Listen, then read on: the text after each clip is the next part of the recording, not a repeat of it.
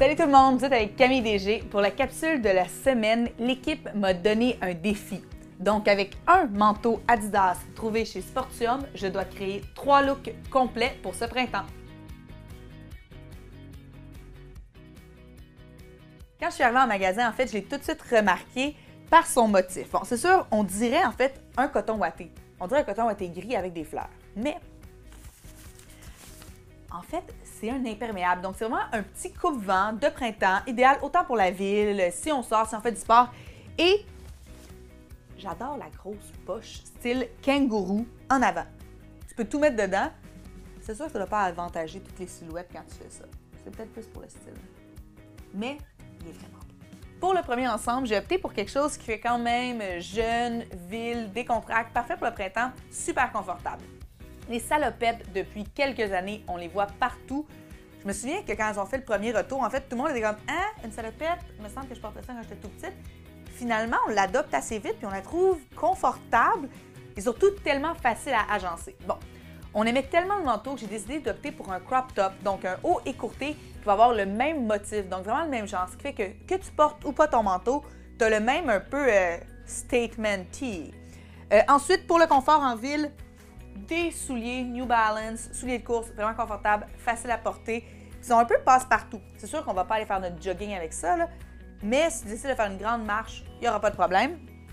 Et finalement, pour le sac, j'ai opté pour un Herschel. Donc, on connaît beaucoup pour les sacs à dos, mais je suis allée pour un sac qu'on porte à l'épaule, donc qui était un peu plus féminin, mais qui garde un peu l'esprit tomboy que la salopette Roxy apportait à l'ensemble.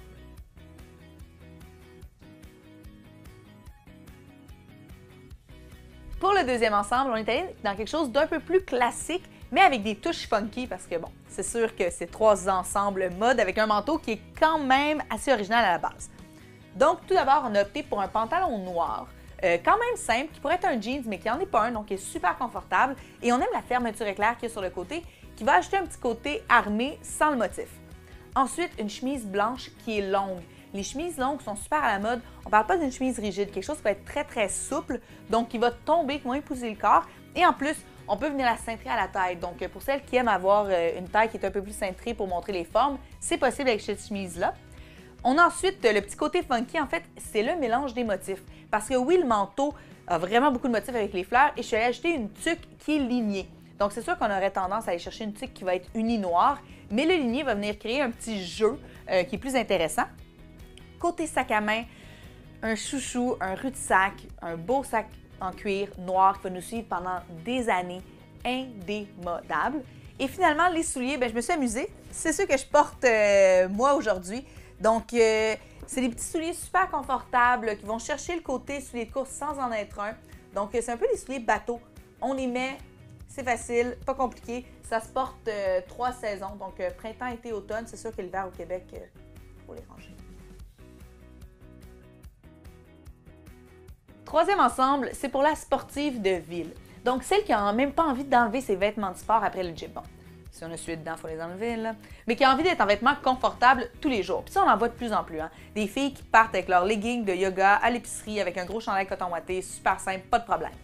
Donc, je suis restée dans la famille Adidas. J'ai opté pour un chandail qui est quand même, qui respire, qui n'est pas trop épais, mais à manches longues, couleur mauve, une couleur qu'on aime vraiment là, pour ce printemps.